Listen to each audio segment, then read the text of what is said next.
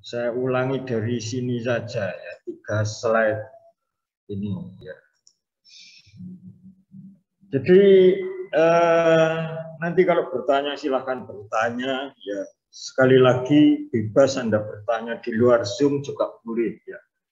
Kembali bahwa sel dan dalam yang lebih tingkatan lebih tinggi itu adalah jaringan atau sebagai organisme itu mempertahankan fungsi. Fungsi itu fungsi apa? Jadi kalau kita berbicara di dalam faal tubuh kita itu kan fungsinya macam-macam ya. Anda pernah dengar fungsi apakah bereproduksi, fungsi sebagai sistem imun mempertahankan diri, kemudian fungsi-fungsi yang lain ya. Nah, semua nanti kembali kepada homeostasis. Homeostasis itu keseimbangan atau kesetimbangan. Nanti silahkan dicari bahasa Indonesia yang lebih baku yang mana. Nah, sama ya saya ingatkan karena Anda itu ya anak-anak saya, adik-adik saya ya, bahwa Anda perlu kesetimbangan, perlu homeostasis dari online, bangun mendekati jam 7, alarm 5 Anda nyalakan, Bapak Ibu dipeseni semua. Bu, aku kok jam 7 kuliah, jam 7 kurang seperempat bukan. Habis itu cuci muka tok, pakai celana pendek, ya. Habis itu hanya pakai kerudung, seden tembok, pasang background, ya kan? Seperti itu. Mungkin ada yang sempat pakai bedak dan sebagainya. Tapi tiba-tiba, dan sebenarnya tidak tiba-tiba, Anda harus yang luar dari Surabaya meninggalkan kebiasaan itu. Ya. Jadi di semester kemarin, ya, kakak kelas Anda maupun yang PDB, maba, ya, mata kuliah yang saya ajar, itu ada yang ujian sudah selesai atau tersisa 10 menit baru bangun. Kemudian ngechat dosennya. Saya sudah pasang alarm, Pak. Ibu saya sudah saya peseni, ternyata ibu saya juga lupa membangunkan bahwa saya UAS. Jadi nanti Anda di kos-kosan dan sebagainya harus mencoba beradaptasi homeostasis keseimbangan dari rangsang lingkungan yang berbeda. Ya. Apakah itu terkait makan, minum, suhu, dan perilaku di sekitar Anda, ya, apakah itu orang dan yang lain, termasuk ya kebiasaan-kebiasaan baru. Nah, mengapa? Ini adalah agar Anda mempertahankan fungsi. Ya, fungsi itu berarti apa?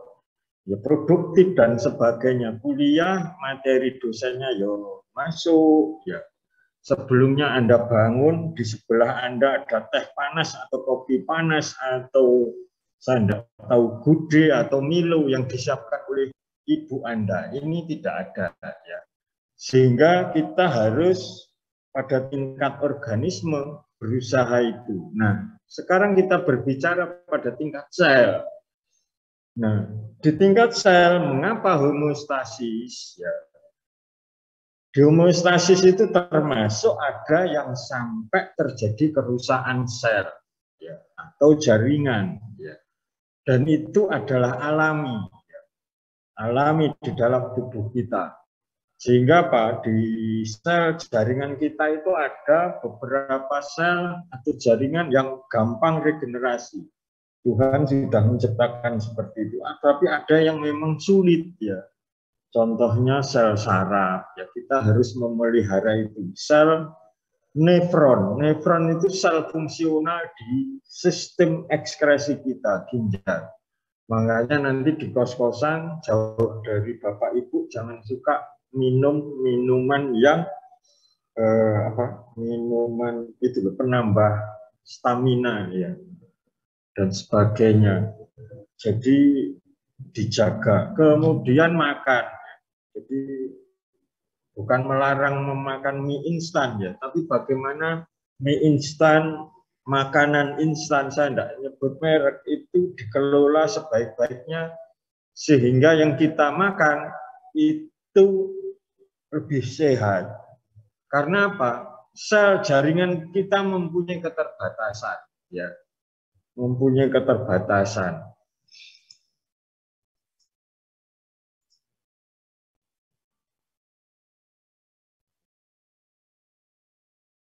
Nah, nanti efek dari keseimbangan yang tidak bisa dipelihara sebaik-baiknya itu akan menimbulkan respon dan efek. Seberapa jauh itu tergantung kemampuan sel jaringan di dalam tubuh kita. Dari diagram ini bisa kita lihat ada yang menyebabkan perubahan irreversibel. Nah, irreversibel berarti tidak bisa balik lagi. Kalau reversibel itu bisa dua kelompok besar. Sekarang kita lihat untuk sel jaringan bagian tubuh kita yang sensitif akan terjadi perubahan yang irreversibel menyebabkan kematian sel, cellular aging, neoplasia. Nah, PR Anda, dan saya akan menyampaikan juga ke kelas 2B, mencari istilah-istilah ini. Banyak di internet sudah definisi dan sebagainya sudah silahkan dicari ya. Yang dimaksud kematian sel itu apa? Ini yang saya cari. Ini nanti Anda akan menemukan beberapa persamaan, beberapa perbedaan. Nah, non-lethal injury stimulus ya. Jadi silakan dicari hiperplasia, hipertrofi, atrofi, metaplasia, kemudian di sini. Permisi, Pak. Ya, belum geser. Oh ya. Belum ya? Iya, belum jalan. Terlalu begini ya, saya tidak tahu. Benar.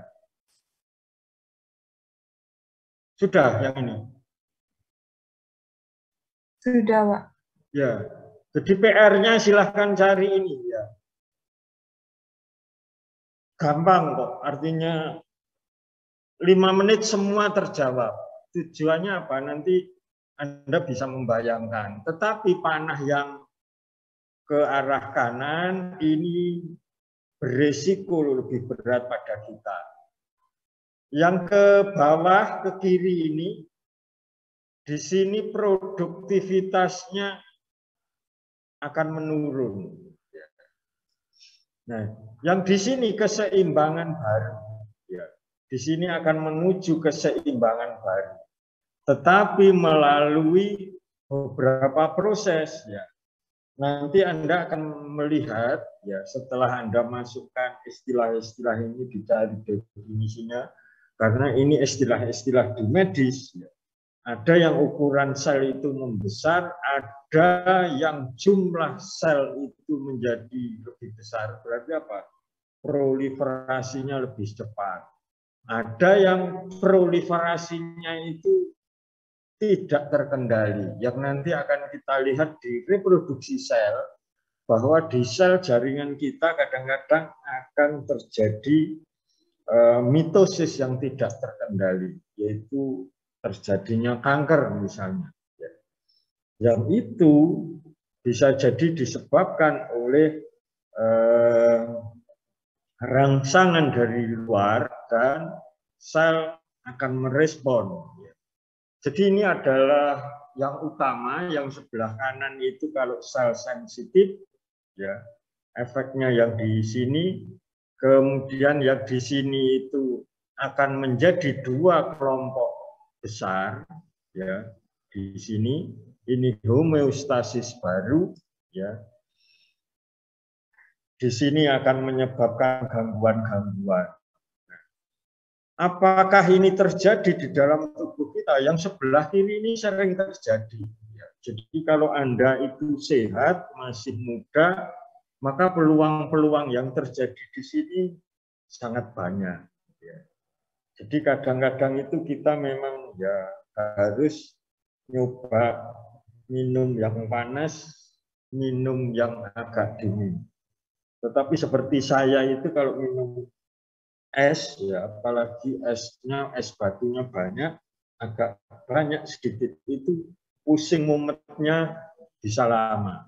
Saya minum kopi sehari 4 kali tidak apa, tapi minum teh dalam rentang 4 jam itu 2 kali, 2 gelas ya, 1 gelas nanti 3 jam 1 gelas lagi, maka lambung saya mahnya, asam lambungnya sudah akan meningkat. Tapi ada orang lain yang minum kopi 1 sendok air kopi, ya, wedang kopi, itu lambungnya sudah tidak kuat, bahkan dia tidak bisa tidur sampai subuh. Saya minum kopi 3 gelas, mau tidur ya tidur, ya pokoknya pasrah sama Sang Pencipta, ya tidur. Ya. Balik bahwa di dalam sel jaringan fungsi faal kita itu ada adaptabilitas. Sudah terbiasa beradaptasi, mungkin adaptasi terhadap kopi, terhadap teh, dan sebagainya. Jadi ini yang struktur dan fungsi sel yang terakhir, terutama di sini ada beberapa yang mungkin akan bersinggungan dengan reproduksi sel. Nanti kalau ada yang ditanyakan, boleh ditanyakan di pertemuan hari ini atau di kesempatan lain.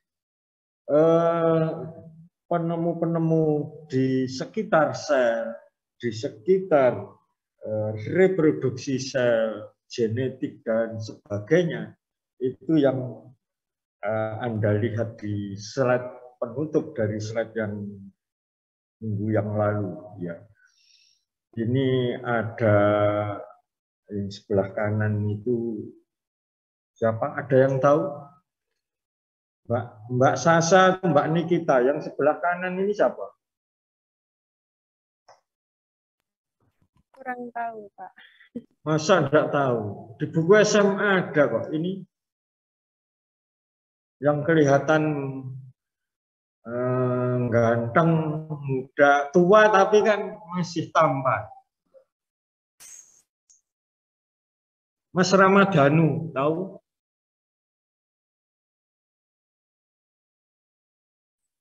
Ada yang tahu? Mas Ramadhan dengar ya?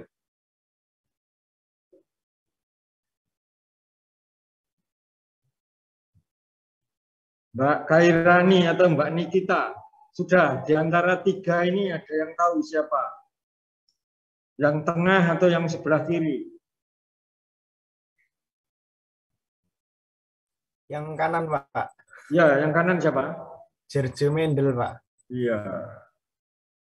Jadi tuanku Gregor Mendel atau Om Mendel. Beliau seorang biarawan. Biarawan itu berarti belajar agama. Apakah itu ustadz atau pendeta, biksu. Ya.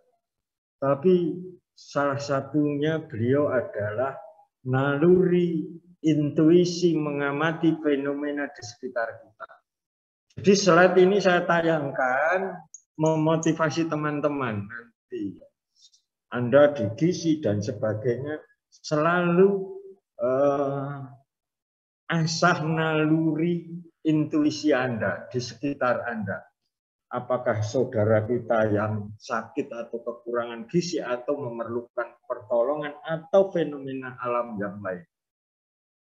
Karena apa? Semoga kita bisa menjadi insan, makhluk yang bermanfaat. Contohnya adalah Tuan Mendel, seorang biarawan, tapi ilmu genetika itu dipakai sampai sekarang di seluruh penjuru dunia. Yang tengah ini ada tulisannya, ya, Alfred Village. Yang sebelah kiri nanti Anda belajar tumbuhan, ya. Gizi itu kan kembali kepada tumbuhan, ya. Bayam.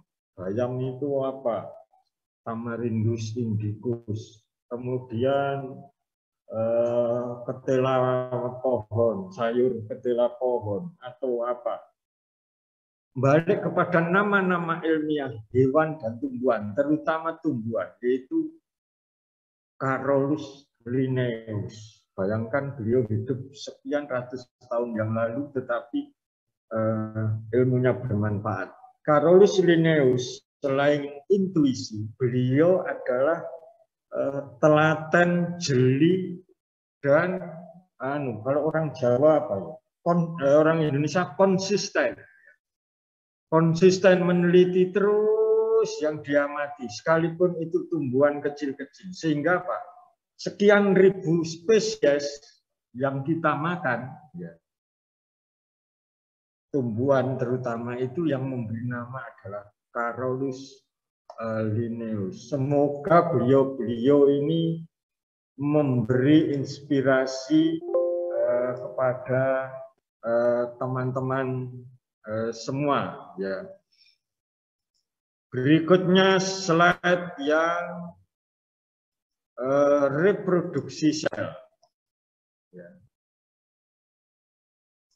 Tidak apa-apa, nanti silahkan bertanya. Sudah muncul besar atau belum? Sudah slideshow? Belum? Belum, Pak. Belum. Sudah hari ini? Nah, sudah, Pak. Oke.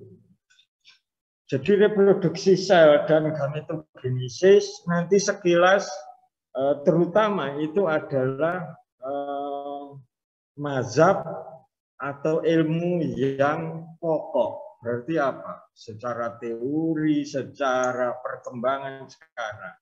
Tetapi akan saya singgung, ya, di pertemuan hari ini, pertemuan minggu depan, itu adalah kembali lagi kepada perkembangan iptek di reproduksi sel dan gametogenesis, ya.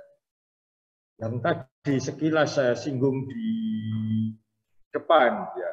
Karena apalagi teman-teman ini bekerja di bidang medis, ya, maka akan sangat bersinggungan dengan hal tersebut. Nah, reproduksi sel, masih ingat bahwa reproduksi sel itu seksual dan aseksual. Nah, masih ingat lagi adalah pembagian mitosis dan meiosis. Kita lihat reproduksi sel itu adalah proses penggandaan dan pembelahan. Tujuannya apa? Yang utama memang menambah jumlah sel. Tetapi di sisi lain menambah jumlah sel itu adalah mempunyai tujuan lebih lanjut. Mengapa? Satu, agar fungsi sel di dalam suatu jaringan, suatu organ itu bisa berfungsi. Kita bayangkan sel sebagai sel otot jantung. Kalau dia hanya sendirian, apakah dia akan bisa berperan dalam sistem kardiovaskular, ya, peredaran darah? Maka dia akan mengganda. Setelah mengganda pun akan dilanjutkan diferensiasi.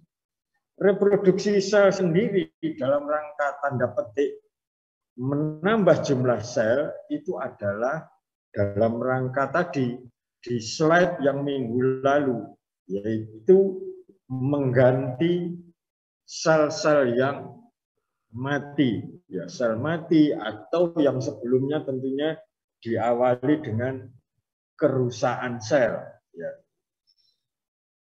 Nah, reproduksi sel itu kadang-kadang bersinggungan dengan reproduksi organisme.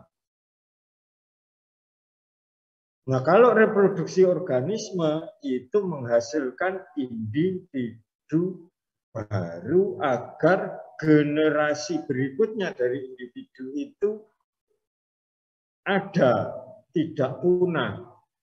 Nah, balik lagi kepada reproduksi organisme tidak bisa dilepaskan dengan reproduksi sel yang nanti akan kita lihat itu terutama di gametogenesis. Tentunya gametogenesis berujung kepada fertilisasi. Nah, kita lihat pada organisme yang tingkat rendah, ya, artinya tingkat rendah itu kita jangan sekali-sekali merendahkan saudara kita yang taksonnya itu lebih rendah. Jadi saya bilang rendah itu secara klasifikasi, secara taksonomi yang kita pelajari dulu itu dia lebih posisinya lebih rendah. Mungkin secara faal, secara sistem organisasi jaringan organ lebih sederhana. Sehingga apa? Manusia, karena yang membuat klasifikasi itu ya manusia. Ya. Salah satu tokohnya tadi Carolus Linnaeus. Sehingga manusia itu diklasifikasikan posisinya paling atas. Yaitu dia masuk kepada ordo primata, kelasnya mamalia. Kelas mamalia itu secara taksonomi di atas.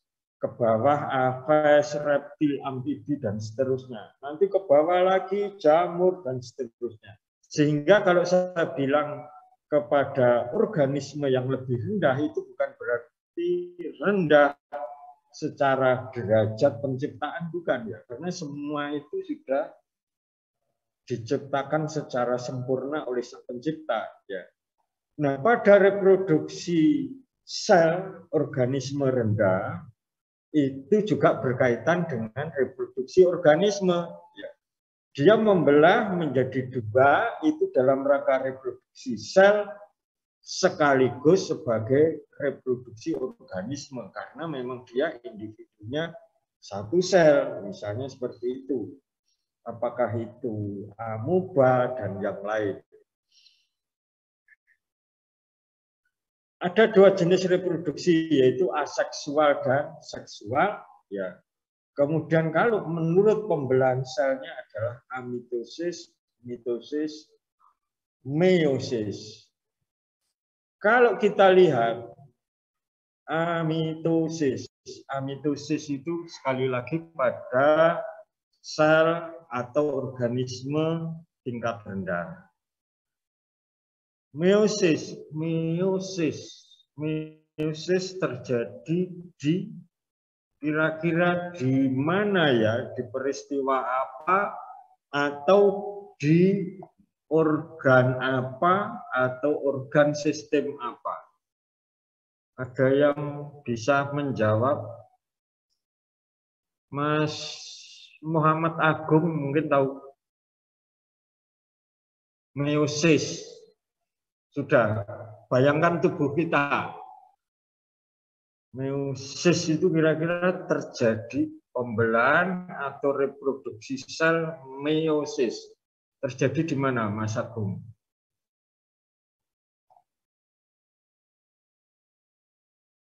Di sel apa atau di organ apa atau di sel sistem apa? Sistem itu kan nggak banyak ya. Sistem imun, sistem peredaran darah, sistem pencernaan, sistem ekskresi, reproduksi imun, pencernaan, apalagi kardiovaskular, sistem respirasi. Kira-kira meiosis terjadi di mana? Meiosis itu terjadi di itu Pak, untuk sistem reproduksi di Sistem organ reproduksi. Nah, organ kelamin. ya, kalau sistem reproduksi itu kalau laki-laki atau kalau hewan mamalia. Mamalia itu kan berarti saudara kita kambing, kucing, anjing, dan yang lainnya. Itu saudara tua secara klasifikasi. Itu kan ada mulai penis, vas deferens, epididymis, testis, prostat, kemudian rete testis. Kira-kira di mana meiosisnya kalau laki-laki? Di mana? Kalau tidak salah di dalam testisnya, Pak, kayak di sel kamitnya.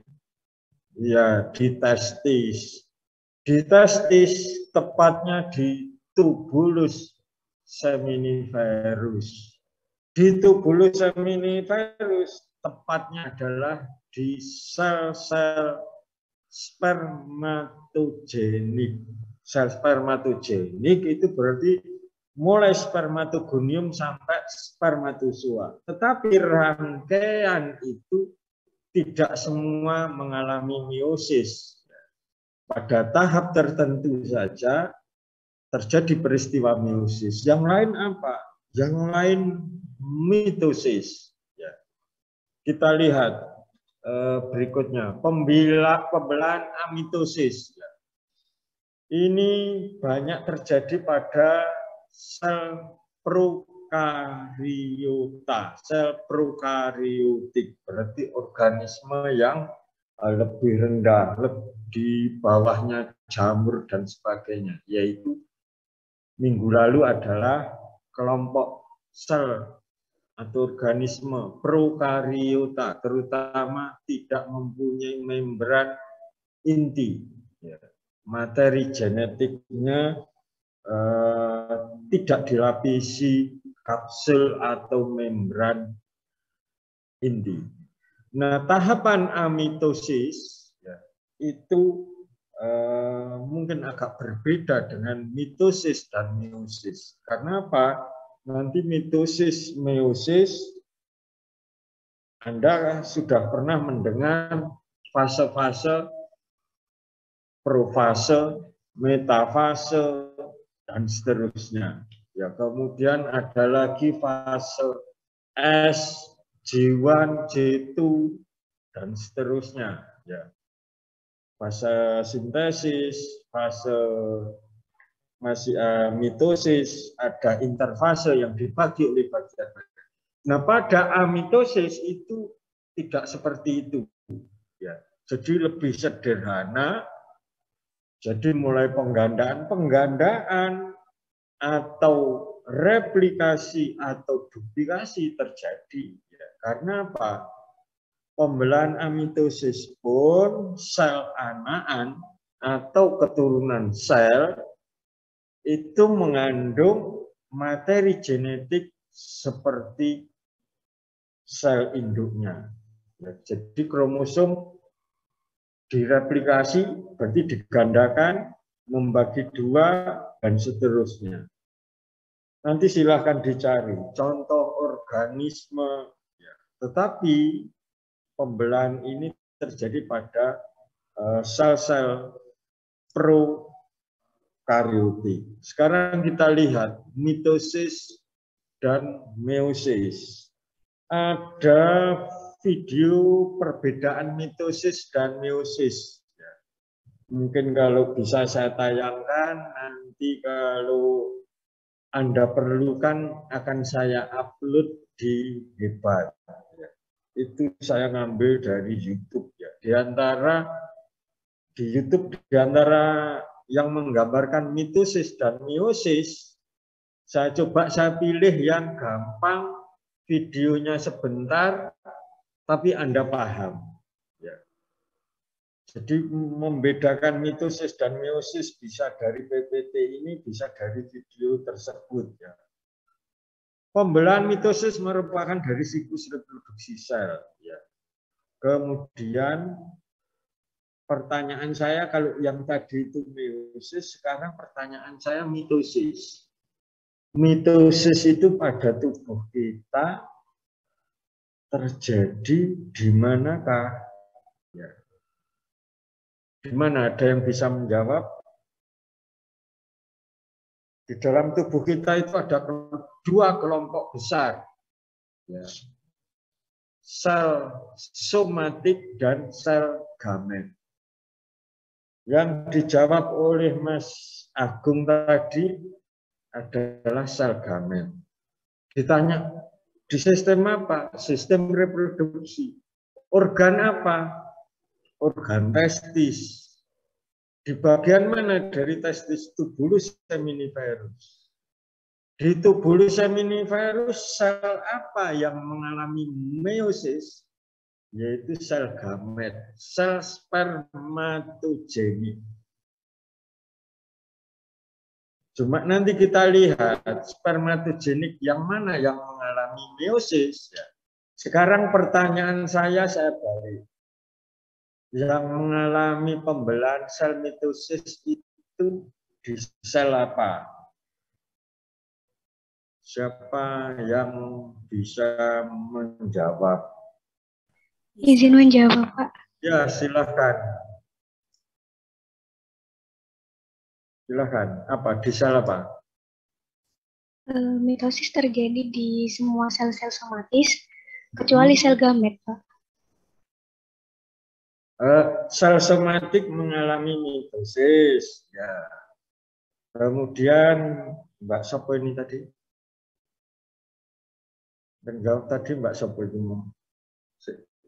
Kok nggak muncul? Mbak siapa? Nur Aziza, Pak. Ya. Jadi sel somatik mengalami mitosis. Nah, pertanyaannya yang tadi lanjutannya kalimatnya Mbak tadi apa? Yang nyinggung gamet, kenapa? Kecuali sel gamet. Nah, ini yang harus diluruskan. Sel gamet mengalami mitosis, tidak semua sel gamet mengalami mitosis. Ada beberapa tahapan dari sel gamet itu mengalami mitosis.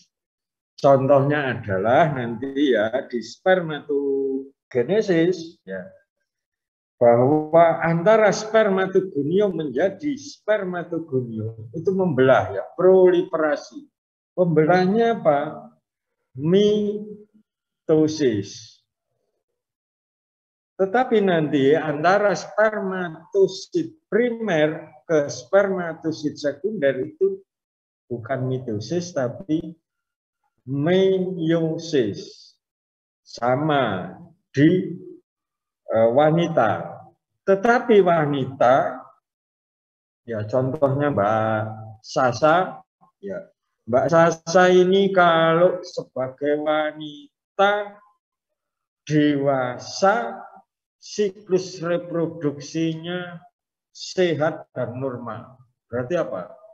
Tanda petik setiap siklus, tanda petik tiap bulan katakanlah.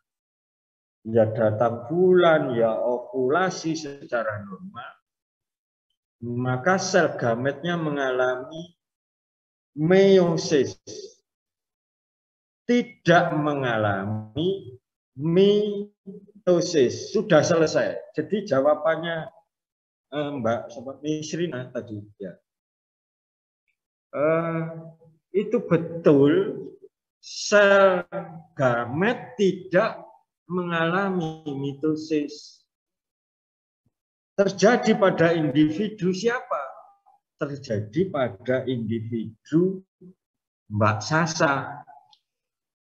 Mbak Sasa itu sekarang tidak bersuami, berkeluarga. Tetapi nanti kalau Mbak Sasa menikah, hamil, ya minggu-minggu pertama bulan, lupa saya, nanti saya bisa saya cek. Di bulan-bulan pertama, kalau Mbak Sasa ini yang dikandungnya itu embrio perempuan, ya, berarti di embrio perempuan itu ovariumnya sedang berkembang. Nah, di situ oogonia. Oogonia itu berarti sel gamet wanita atau mamalia yang paling induk. Maka mitosis di situ. Nah, habis itu selesai sudah. Bayinya dilahirkan itu sudah enggak. Bayi perempuan ini enggak mitosis lagi. Lain dengan Mas Agung ini. Mas Agung ini seorang laki-laki jelas kelihatan sehat. Nanti Mas Agung kalau belum punya pacar, moga-moga dari 2A ada yang jadi pacarnya, menikah, mendirikan rumah sakit swasta, yang satu direktur, yang satu direktur keuangan, ya Mas Agung. Jadi Mas Agung ini sehat, seorang perjaka, saya tidak tahu kalau sudah menikah.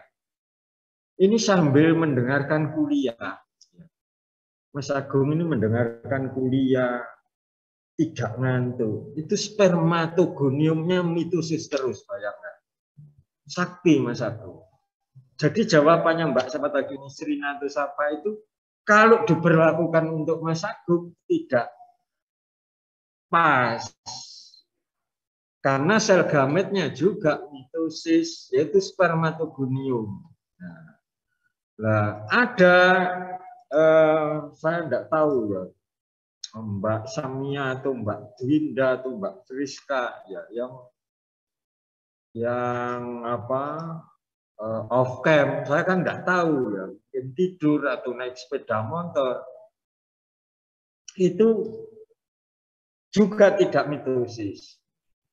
Yang cowok tidak on kamera, mungkin zoom-nya dinyalakan, mendengarkan saya pakai headset. Wes Pak Dono cerita, Pak Dono gedhawa bris apa iki rek. Tapi spermatogoniumnya juga mitosis. Ya. Kalau dia sehat, Mas Agung wetu fokus dengarkan kuliah, ya mitosis. Jadi spermatogonium itu karena sperma sekali ejakulasi ya dikeluarkan pada mamalia jantan, apakah manusia atau sapi yang dipakai inseminasi buatan itu jutaan, sehingga apa? Spermatogonium itu selalu membelah. Selain untuk membuat jemsel, jemsel itu adalah indukan yang tanda petik tidak akan punah sampai tanda petik kita dipanggil Tuhan. Selama fungsi fisiologi reproduksi kita normal. Berarti apa? Kalau laki-laki FSH, ICSH atau LH-nya normal, testosteronnya normal, ya berarti apa? Spermatogoniumnya ya mitosis, membuat spermatozoa. Ya.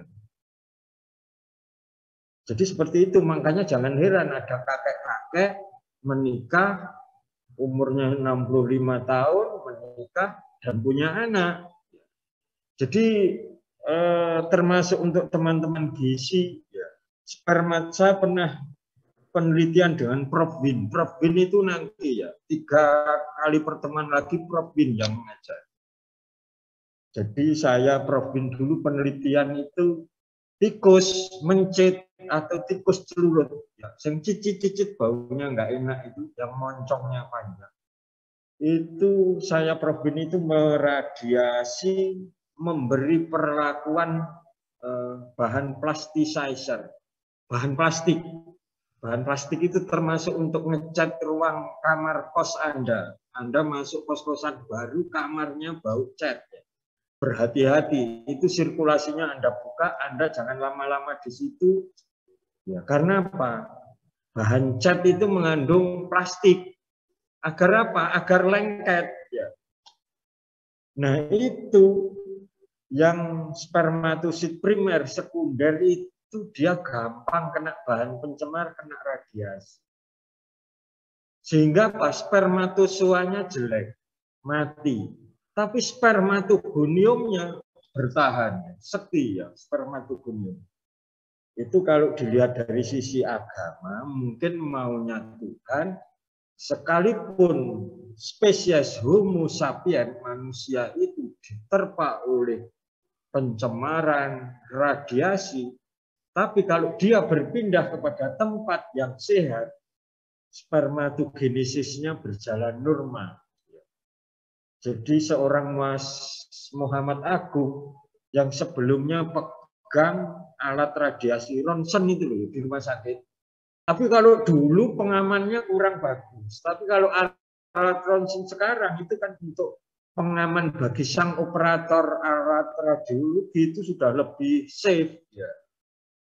Itu kalau dulu banyak yang steril ya operatornya ini. Tapi kalau dia 6 bulan cuti dari alat radiasi, reproduksinya akan kembali normal. Mengapa? Spermatogoniumnya akan menghasilkan spermatozoa yang sehat. Itu pengetahuan tambahan. Di slide-nya tidak ada, tapi justru itu mungkin bermanfaat bagi teman-teman. Ya. Kita lihat ya, profase, metafase, anafase, telofase. Ini sudah sering kita lihat, termasuk nanti bagian-bagian dari fase tersebut. Ya. Kita lihat siklus reproduksi ada 2 fase utama, interfase dan fase mitosis. Ya. Mitosis itu cenderung bahwa itu pas membelah. Nah, interfase itu dikatakan fase istirahat, tanda petik. Istirahat sendiri bukan berarti istirahat dormansi yang 100%. Dormansi itu Anda bayangkan apa ya? Dormansi yang paling ekstrim itu biji kedelai. Biji kedelai Anda biarkan, Anda masukkan botol kering di lemari, 6 tahun dia akan bertahan. 6 tahun lagi Anda ingat, saya dulu pernah nyimpan kedelai pemberian almarhum kakek saya di desa. Terus Anda semaikan, kena lembab, tukul. Itu benar-benar dia tanda petik berhenti. Atau yang ditaruh kena cahaya sedikit dengan kelembapan tiba-tiba berkecambah dan sebagainya. Nah, interfase di tingkat sel ya itu sebenarnya mengalami beberapa fase, yaitu fase G, S, G2 dan di sini ini ada portal. Sebenarnya ada portal-portal. Jadi kalau kita berbicara mengkaji biologi molekuler sel, berarti meiosis, mitosisnya dikaji pada tingkat molekuler, itu ada portal-portal. Portal itu kalau kita naik mobil, kendaraan masuk ke jalan tol, atau naik sepeda motor ke mall, Anda pencet itu, cetet, atau ngasihkan uang dulu ke tukang parkir, portalnya akan dibuka. Selama portal itu tidak dibuka, kita tidak akan lewat. Nah, di dalam sel normal itu ada portal-portal. Kapan portal itu membuka untuk terjadi mitosis dan sebagainya, itu ada saatnya. Portal itu bisa saja tidak membuka, tidak menutup secara normal kalau sel itu mengalami tanda petik gangguan. Gangguan yang paling ekstrem apa? Yang paling ekstrem itu adalah sel kanker. Sel kanker itu cenderung dia akan masuk ke mitosis tanpa terkendali. Berarti portal-portal itu tidak akan nutup secara normal. Mengapa? Karena penghambat portal itu sudah dirusak, ya. Sehingga cenderung portalnya buka terus. Ya. Kita lihat ya.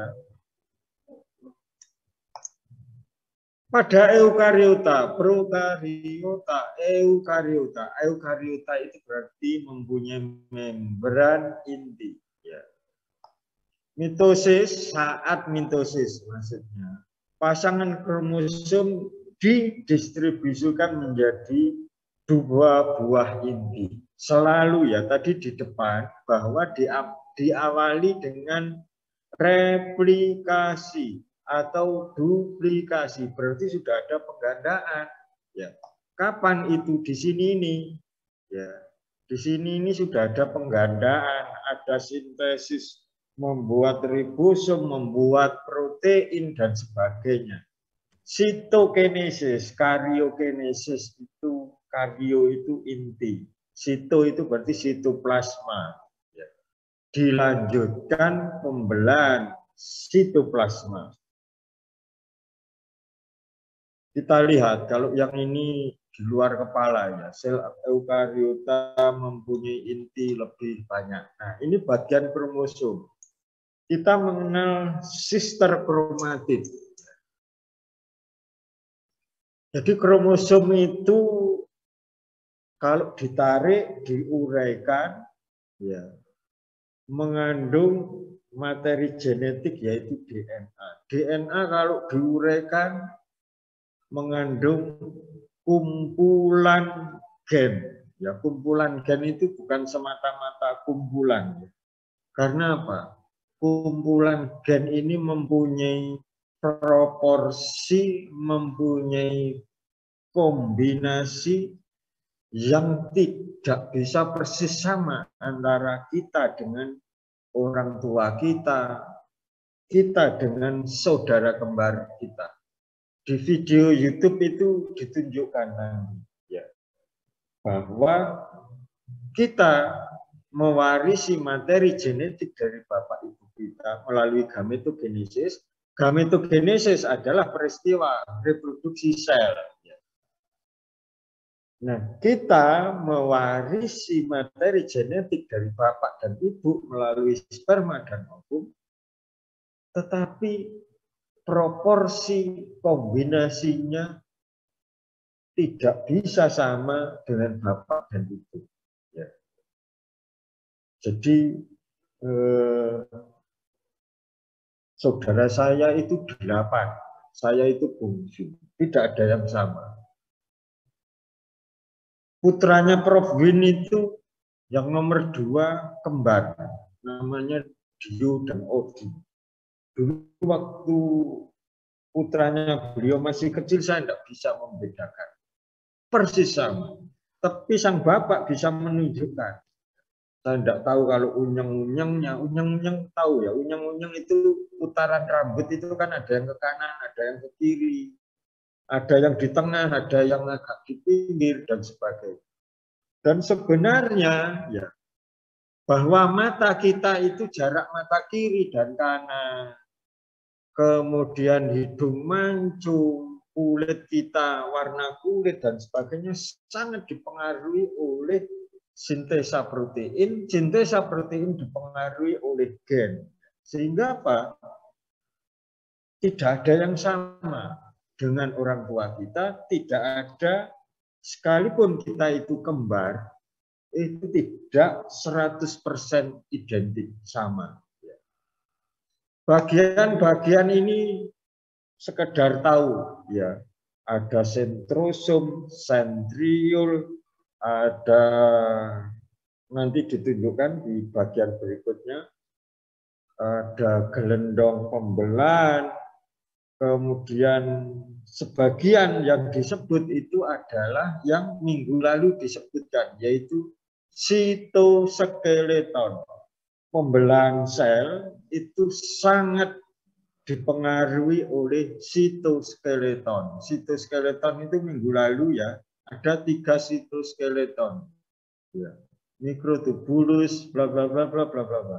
Nah, selama pembelahan sel, sitoskeleton itu sangat dinamis. Dinamis itu apa? Dia ya menambah jumlah, juga bergerak. Bergeraknya itu mengkerut, memanjang, dan seterusnya. Di video nanti silahkan dilihat bagaimana sitoskeleton berperan besar pada pembelahan sel. Pada pembelahan sel, Anda bisa utik-utik bahan kimia yang merusak sitoskeleton. maka pembelahan sel yang terjadi itu akan terganggu. Sama, kalau kita makan makanan yang tanda petik mengganggu pembelahan sel, maka tentunya berefek akan terjadi gangguan. Yang di slide terakhir tadi, yaitu homeostasis seluler dan berefek kepada reproduksi sel. Reproduksi selnya akan terganggu, sel membelah mungkin tidak bisa, tetapi bahan-bahan kimia, bahan-bahan pencemar bisa jadi dia merusak portal-portal reproduksi sel, portal-portal mitosis yang seharusnya diatur kapan membelah. Kalau itu dirusak, diganggu, maka bisa jadi contohnya kanker dan sebagainya. Kromosom mengandung ini sebelum sel membelah digandakan, yaitu replikasi atau duplikasi, menghasilkan sister kromatid. Ya. Sister kromatid itu adalah persis sama. Ketika sel membelah, kembaran kromatid terpisah, kemudian dua sel anakan, ini pengikatnya sentromere, ya, masing-masing memiliki satu set kromosom yang lengkap dan identik. Jadi mitosis, ya, mitosis berbeda pada mitosis dan meiosis pada reproduksi sel gamet. Ya. Mitosis pada sel somatik, sel somatik contohnya apa? Otot polos, otot rangka, otot lurik, otot jantung, sel epitel, sel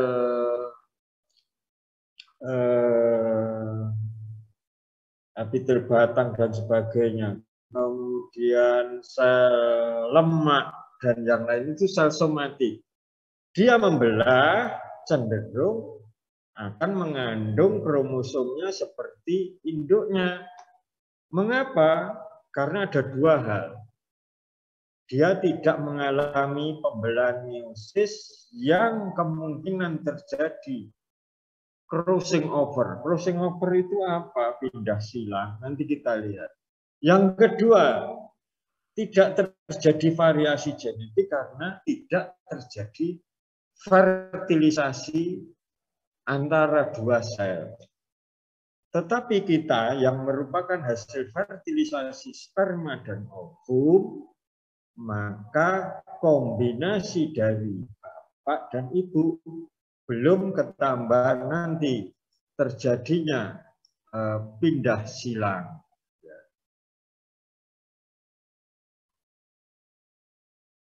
Video atau hasil capture dari mikroskop itu untuk saat ini sangat gampang. Apakah Anda bisa melakukan? Bisa. Jadi perkembangan embrionya limnia itu keong dulu, keong yang sering di akuarium kita. Itu silahkan telurnya diambil, taruh di mikroskop sederhana, Anda bisa mengamati perkembangan pembentukan jantungnya keong dan sebagainya. Jadi jangan bayangkan sesuatu itu yang muluk-muluk dan sulit ya. Nah, tapi yang di sebelah kiri ini adalah kumpulan dari pengambilan gambar yang dipercepat ya. Sehingga dibuat animasi. Bagaimana 2 sel, 4 sel. Tetapi dari gambaran ini sebenarnya Anda sudah tahu bahwa ini sel hewan atau manusia, bukan sel tumbuhan. Karena apa? Sel tumbuhan itu punya dinding sel, pembelahannya lewat nanti kita lihat sel plate. Nah, ini adalah sel hewan. Dan biasanya kalau pembelahannya sangat cepat, ukuran selnya lebih kecil dari ukuran induk sel, itu terjadi pada sel-sel embriogenik. Ya, zigot, ya, misalnya kalau ibu kita itu dulu hamil, diri kita masih satu sel sikut menjadi 2, 4, dan seterusnya, maka ukuran selnya akan menjadi lebih kecil. Contohnya adalah di gambar ini. Kemudian pembelahan sel mitosis pada sel somatik yang paling gampang apa Pak mengamati? Akar berambang. Anda bisa membuat preparat sendiri. Sekalipun itu sel tumbuhan nggak apa-apa kalau pengen belajar. Sehingga apa? Mitosis pada akar berambang, kita akan mudah mendapatkan tahapan profase, metafase, dan tahapan-tahapan yang lain. Kalau di gambar ini, setelah beberapa slide nanti Anda akan menyimpulkan bahwa ini sel hewan atau sel tumbuhan. Tapi kalau yang video atau GIF yang sebelah kiri itu jelas sel hewan atau sel manusia. Sitokinesis, jangan lupa sitokinesis itu pembelahan atau membagi sitoplasma menjadi 2 sel. Selalu sitokinesis ya, diawali dengan karyokinesis, ya, pembelahan materi, pembagian materi genetik dulu, baru sitoplasmanya membelah. Kalau pada hewan, manusia ya membran selnya benar-benar terpisah menjadi 2. Kalau pada tumbuhan selain membran sel yaitu terjadi pembagian yang dibatasi oleh dinding sel, yaitu membentuk sel plit. Ini sel plit ya pada tumbuhan. Ini adalah sel plit. Kita lihat bedanya pada sel hewan dan sel tumbuhan. Jadi sel hewan gambarannya seperti tadi, yang di video atau GIF itu yang bergerak, kalau yang diam seperti ini. Jadi seperti pelembungan balon, tapi yang isi gasnya tidak penuh, kemudian Anda pencet. Ya. Nah, ini lama-kelamaan ini semakin mendekat, kemudian terpisah menjadi 2 sel. Kok bisa Pak? Ini mikrofilamennya mengalami kontraksi. Kontraksi itu ya, sebelumnya panjang, dia akan memendek. Kalau memendek, di sini ini memendek, maka sitoplasma di daerah sini dan sitoplasma di daerah sini akan semakin mendekat. Baru sitoplasmanya terpisah menjadi 2 sel yang berbeda. Kita lihat pada sel tumbuhan. Masih ingat pertemuan minggu lalu, vesikel. Vesikel itu vakula tapi kecil. Atau yang sering saya tunjukkan adalah buihnya sabun. Ya. Jadi ada vesikel-vesikel kecil di sini menempel di daerah pembelahan. Jejer-jejer seperti itu. Tentunya dia diikat oleh sitoskeleton. Kalau tidak vesikel itu ya melayu, ngalor gitu. Maka dia berada di bidang pembelahan setelah materi genetik terpisah menjadi 2. Lama-kelamaan buihnya sabun ini, vesikel itu seakan-akan seperti meletus. Dus, dia akan bergabung.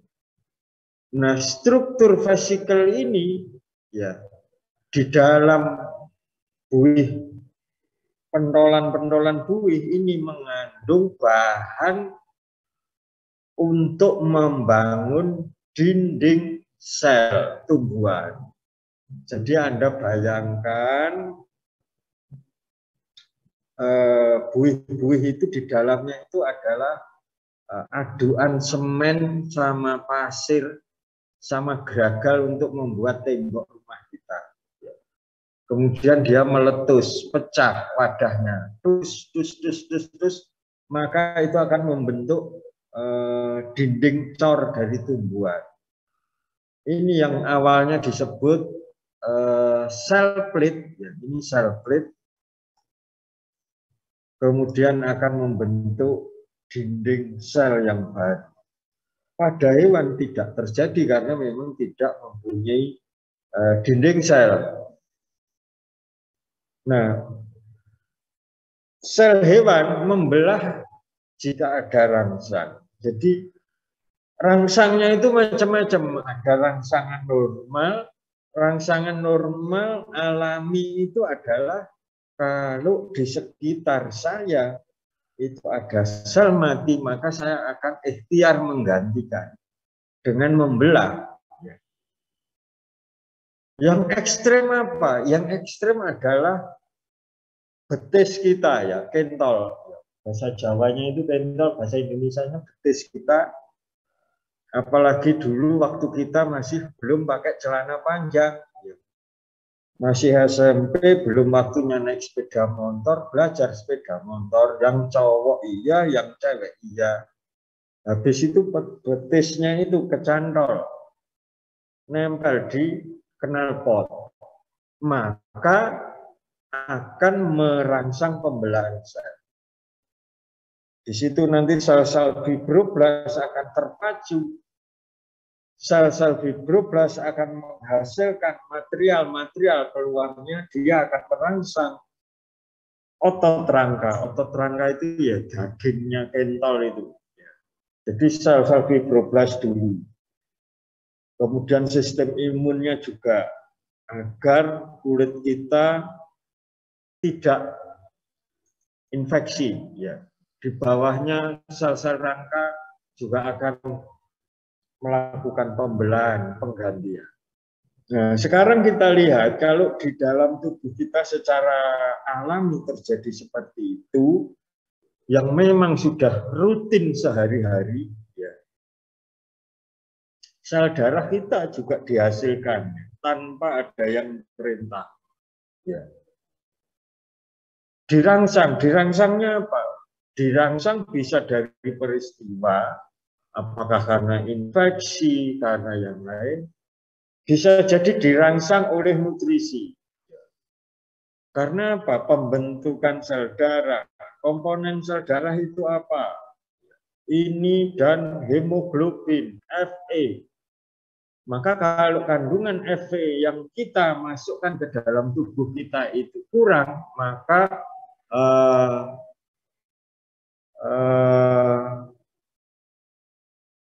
proses produksi sel darahnya juga tidak optimum, sehingga perlu Fe, ya, untuk membentuk sel darah dan bagian-bagiannya.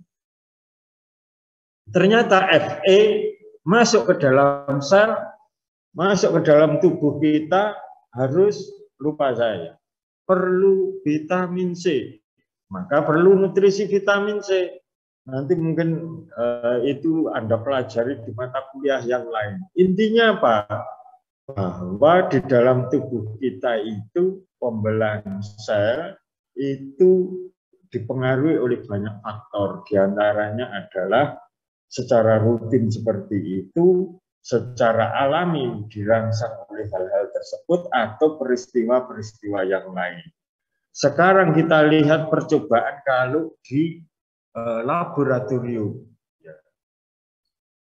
Sel, jangan anggap kita yang makhluk sosial itu hanya manusia. Jadi kita itu jangan sombong bahwa tanda petik yang menyapa itu hanya maba angkatan 2021 gizi 2A. Hanya Mbak Nur Ajiseh, ya. Ajiseh atau Ajiseh ucapannya.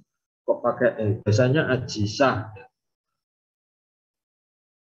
Jadi sel itu tanda petik seperti makhluk sosial, ya. Mas-mas, mbak-mbak, adik-adik. Kalau sel di dalam tubuh kita aja tidak cuek, ya, tidak bisa hidup sendiri sel kita.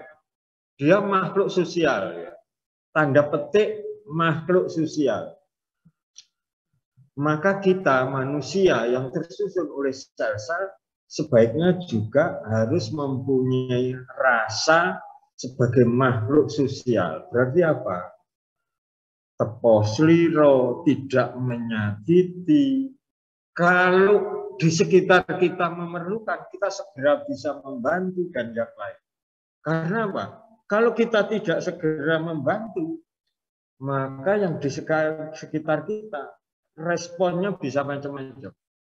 Produktivitasnya turun, bisa menuju ke kematian, ya, dan yang lain.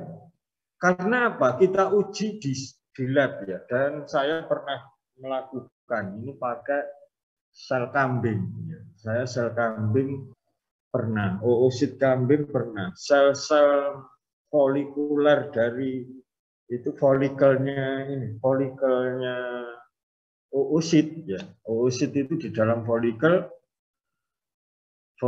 itu di dalam ovarium, ya. Kalau dikultur kita coba.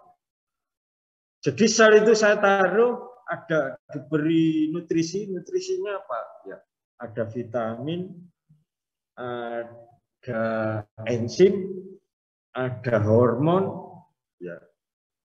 Maka setelah di dalam cawan Petri, ya, misalnya ini cawan Petri atau botol kultur, kalau dia sudah penuh, dia berhenti, dia nggak membelah, tidak membelah. Karena apa? Saling mempengaruhi. Tapi coba digores atau diambil, dikeruai. Besoknya atau 2 hari kita lihat, maka sel-sel di sekitar yang dikeruai ini akan proliferasi mitosis untuk menutup kembali. Nah, di dalam laboratorium itu selain peristiwa fisik itu, kita bisa melakukan manipulasi dengan bahan-bahan kimia tertentu. Termasuk bahan kimia tertentu tadi adalah mengganggu portal mitosis. Portal mitosisnya itu diganggu. Seharusnya dia berhenti mitosis, nunggu dia teman-temannya mau mati atau sebagian mati baru mitosis, tapi portalnya kita ganggu. Tek, maka dia akan mitosis, bahkan mitosis terus. Itu kadang-kadang rekayasa itu kita lakukan pada mikroorganisme atau organisme rendah untuk menghasilkan, contohnya apa? Menghasilkan antibiotik. Atau tumbuhan atau jamur menghasilkan metabolit sekunder. Anda ilmu gizi pasti tahu. Kalau sekarang belum tahu, insya Allah Anda lulus mesti tahu metabolit sekunder dari tumbuhan ini berfungsi untuk menambah antioksidan atau dan sebagainya. Nah, di dalam rekayasa reproduksi sel di lab, kita melakukan itu. Jadi siklus-siklus mitosis itu direkayasa. Nah, di sini ini ya ada portal checkpoint. Sebenarnya selain ini ada checkpoint yang lain. Ini diambil contoh. Ya. Jadi diberi growth factor. Kalau di dalam lab, di dalam kultur diberi namanya growth factor. Maka dia akan ditangkap atau berikatan dengan protein reseptor di dalam membran sel. Minggu lalu sudah berulang-ulang. Membran sel itu organela sel yang sangat vital dalam rangka menjaga kesehatan homeostasis sel, jaringan maupun organisme, ya, tingkat individu. Nah, di sini juga growth factor akan berikatan dengan protein reseptor, memberi sinyal Ini mekanismenya bisa pendek, bisa panjang. Kalau dijelaskan lebih detail ini ada beberapa tahapan. Tetapi intinya adalah ini akan mengontrol siklus sel, yaitu membuka, menutup, checkpoint, dan sebagainya, tanda petik sesuai keinginan kita. Karena ini kita pelajari mekanisme growth factor dan sebagainya.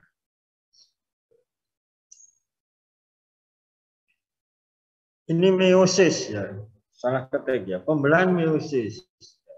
Tadi sudah saya singgung ya, meiosis itu kalau pada yang jantan pada masa agung tidak terjadi pada spermatogonia. Nanti kita lihat kapan spermatogonia menuju spermatosit primer juga mitosis. Meiosis terjadi yaitu dari meiosis spermatosit primer ke sekunder, sekunder ke spermatid yaitu meiosis yang kedua. Nah, nanti pada wanita, kalau tadi contohnya lupa saya tadi, Mbak Nur apa Mbak Sasa apa Mbak Nikita. Selama kita masa reproduksi, ya, sekarang saya datang bulan seminggu.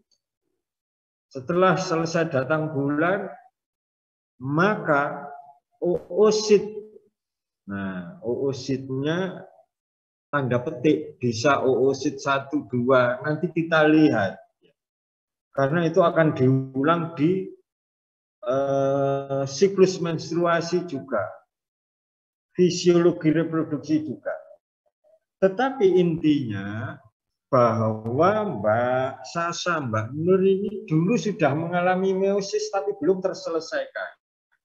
Meiosis 2 di sini ini ya.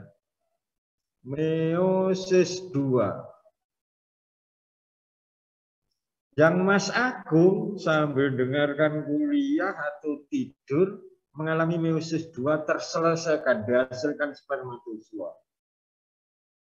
Ya, Mbak Luhita, Mbak Sasa, Mbak Nur tidak. Ya. Saya tunjukkan tadi.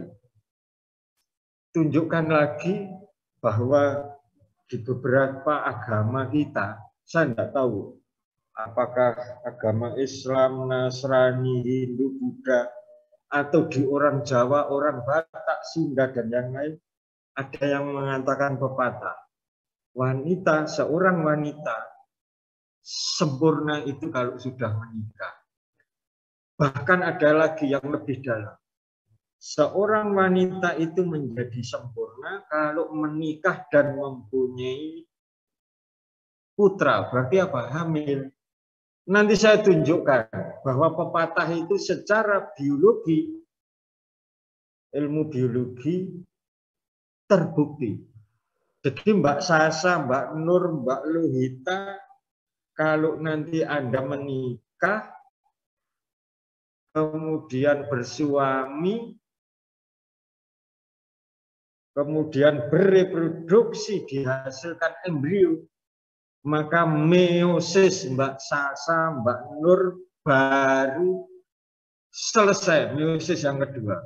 Kalau enggak, omong kosong. Jadi Mbak Sasa, Mbak Nur, Mbak Muhammad Agung itu belum pernah meiosis 2 itu sempurna.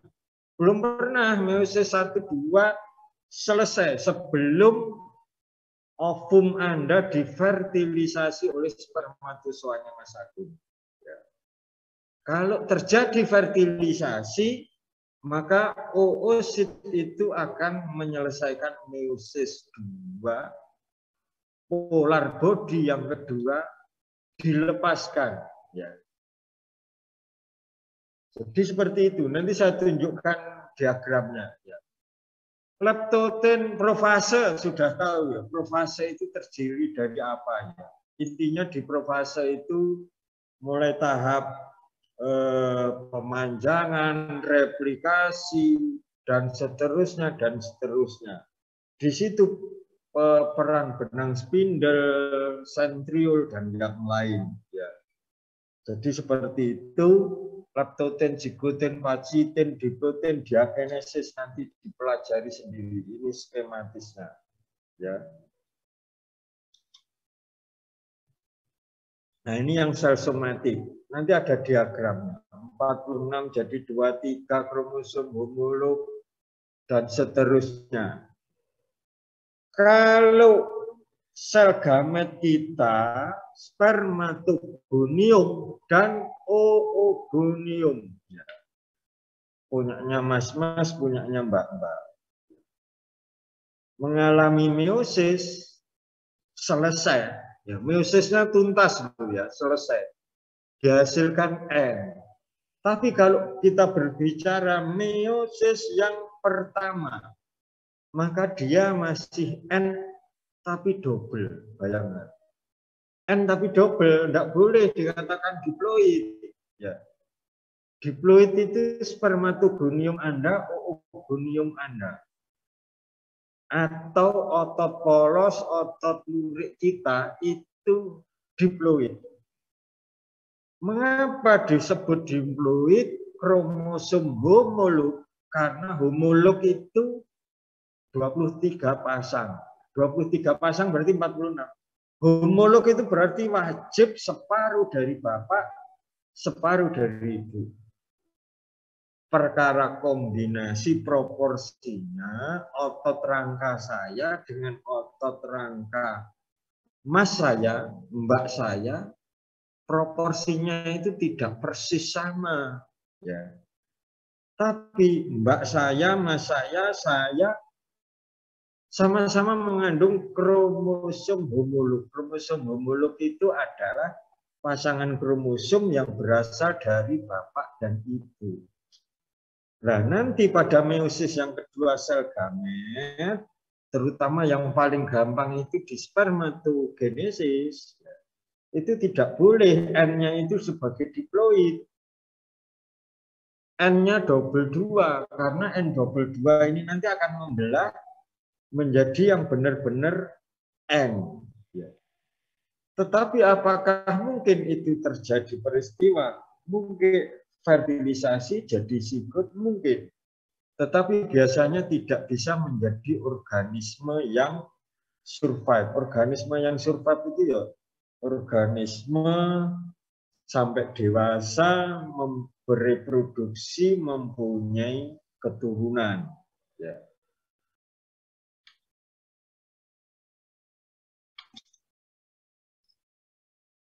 Dua NN sudah saya sebutkan.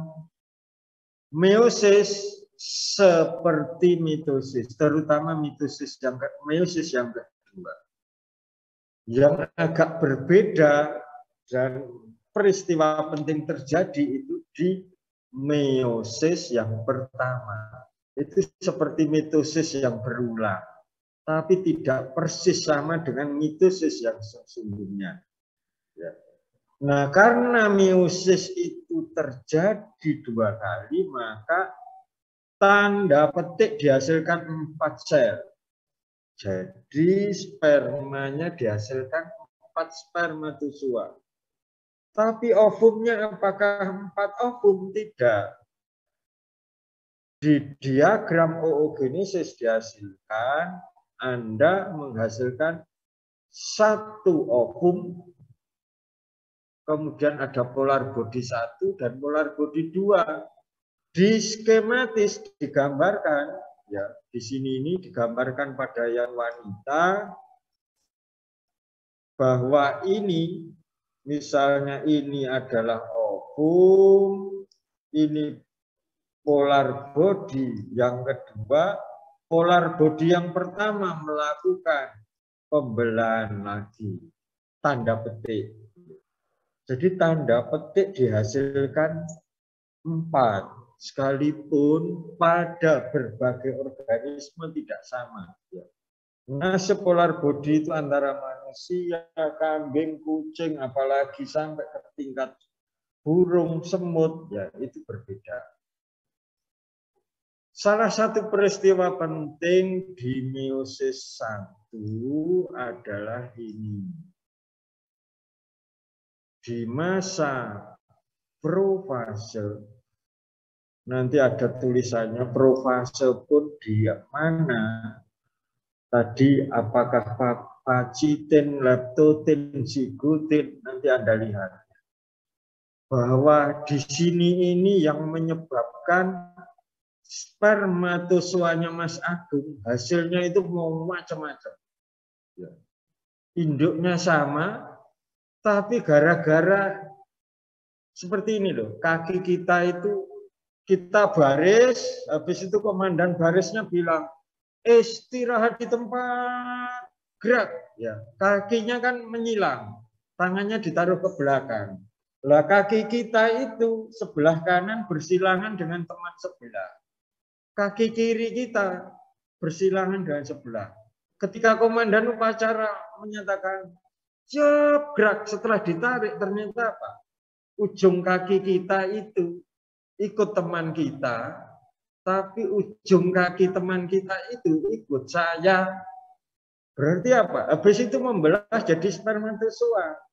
Sehingga variasinya itu mau macam-macam. Nah, peristiwa ini, crossing over itu peristiwa yang lumrah terjadi di meiosis. Bayangkan Mas Agung spermanya macam-macam, nanti memfertilisasi ovum dari istrinya, antara ovum satu dan yang lain bervariasi, tidak ada yang sama. Sehingga apa, putranya Mas Agung itu tidak ada yang 100% sama. Di biologi, prinsip biologi itu mengemban prinsip keanekaragaman iya, kontinuitas iya. Kenapa keanekaragaman? Keturunan kita, keturunan mbah buyut, mbah canggah kita tidak ada yang persis sama. Kalau terjadi perang, terjadi pandemi, yang satu kuat, yang satu tidak. Yang satu tinggi badannya sangat tinggi, kalau masuk lorong melawan Rusia atau Ukraina, dia tidak bisa masuk lorong, kena tembak dari belakang. Tapi keturunan mbah buyut kita yang pendek, habis mau ditembak Rusia, dia masuk ke lorong yang sempit dia bisa. Ya. Jadi diarahkan ke sana. Ya. Crossing over, dua sel anak. Ini meiosis yang kedua itu tanda petik mirip mitosis. Tidak terjadi crossing over. Ya.